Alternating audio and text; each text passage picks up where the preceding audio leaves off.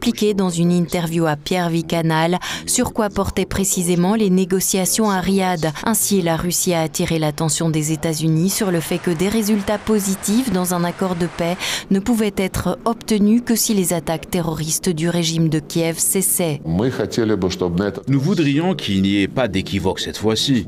Nous avons également rappelé le fait que lorsque la partie ukrainienne de l'initiative a expiré et que nous nous en sommes retirés en 2023, le président Erdogan a essayé de renouveler 2 ou 3 fois l'initiative.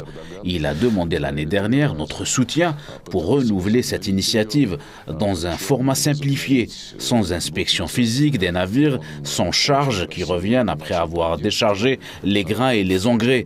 Nous étions prêts à consentir même à cela.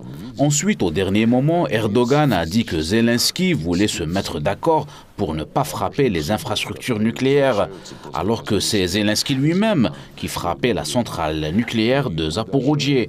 Mais comme cette proposition venait de Kiev, nous y avons consenti, et ce sans aucun mécanisme de vérification. C'est-à-dire que nous avons consenti à toutes les demandes du président Erdogan et à la demande que Zelensky avait faite dans un but précis à Erdogan au dernier moment. Nous avons dit oui. Ensuite, Erdogan a rappelé Poutine et dit que Zelensky avait changé d'avis. Compte tenu de tous ces changements d'avis, du fait qu'à chaque fois qu'un cessez-le-feu est instauré, l'Ukraine n'y consent que parce qu'à ce moment donné, elle se trouve dans une situation désespérée, compte tenu du fait que le cessez-le-feu est violé immédiatement, de manière flagrante, en l'espace de quelques semaines ou mois. Et cela a été le cas pendant toute la durée des accords de Minsk. Nous avons donc besoin des garanties et des mécanismes les plus précis et les plus concrets qui fonctionnent et soient vérifiables. Lavrov a également souligné les provocations à plusieurs reprises de Kiev, la plus récente étant l'attaque contre la station de Soudja que l'Ukraine impute évidemment à la Russie. Le chef de la diplomatie russe a attiré l'attention sur les projets de l'UE d'envoyer des soldats de maintien de la paix en Ukraine, soulignant que l'UE s'opposait à l'administration Trump par son intention d'armer l'Ukraine et d'initier son adhésion à l'OTAN afin d'affronter la Russie par tous les moyens.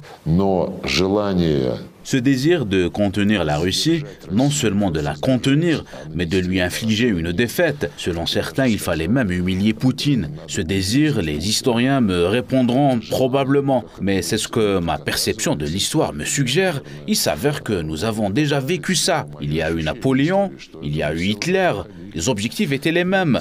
Pour réaliser ces objectifs, Napoléon et Hitler ont conquis toute l'Europe. Aujourd'hui, toute l'Europe est mobilisée. Aujourd'hui, l'Europe menée par l'Allemagne et Ursula von der Leyen envisage sérieusement une remilitarisation avec un budget faramineux de centaines de milliards d'euros, alors que l'économie et le domaine social sont au plus mal, que l'administration Biden a envoyé l'Europe faire la guerre à la Russie, alors que la désindustrialisation bat son plein, c'est-à-dire alors qu'ils ont tout un tas de problèmes. Mais je pense que ça explique probablement en partie pourquoi ils exigent avec tant de frénésie de ne pas lâcher l'Ukraine, d'armer l'Ukraine, de ne pas même mentionner l'éventualité d'une non-adhésion de l'Ukraine à l'OTAN et l'Union européenne. Macron s'est récemment exprimé à ce sujet. Leurs propos contredisent donc complètement l'administration Trump.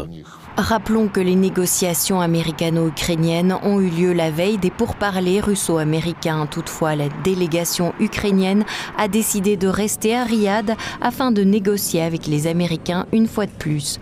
Il semblerait donc très important pour Kiev d'avoir le dernier mot. Mais contrairement aux négociations d'environ 12 heures avec la Russie, celles entre les États-Unis et l'Ukraine n'ont pas duré longtemps. Au bout de 2 heures, des sources ukrainiennes ont annoncé leur fin.